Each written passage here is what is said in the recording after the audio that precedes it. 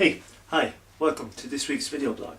And you'll see in this video blog, which is titled Running Through Walls, it's about the whole idea of resilience and overcoming our blocks, whether they be internal or external.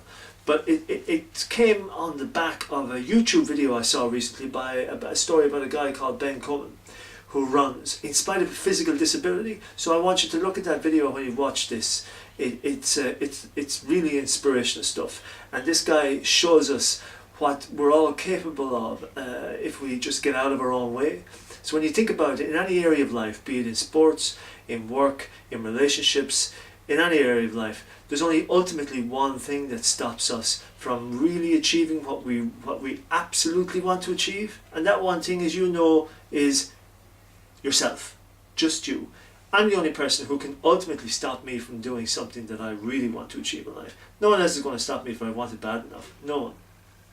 And blaming and labeling other things and blaming things and people, that's just bullshit. And of course it happens all the time, but all it is just excuses. It's moaning, it's complaining, and it's copping out. It's not taking responsibility. So when we look at people like Ben Coleman and we see what they're capable of doing, in spite of the obvious disadvantages that they're experiencing, what does that tell us about ourselves? We need to sort of wake up to the fact that we've got a huge amount of potential within us, much more than we'll ever realize. And that's fine, as long as we realize as much as we possibly can while we're here. Every wall we meet, and when I talk about a wall, I'm talking about literally the internal walls, the blocks that we meet internally.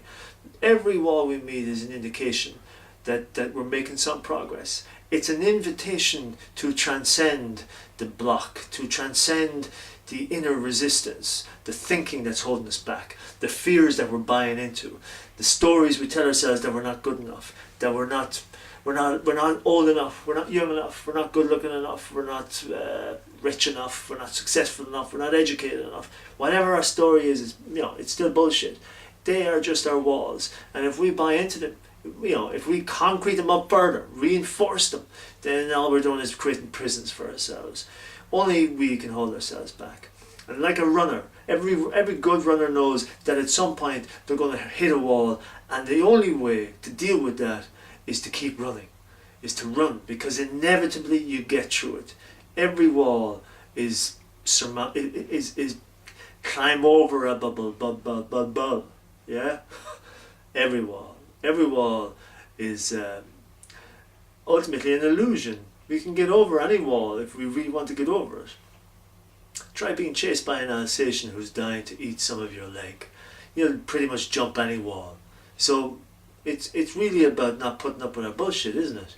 It's about realizing that we do just hold ourselves back. What doesn't kill us makes us stronger. So what's there to really be afraid of?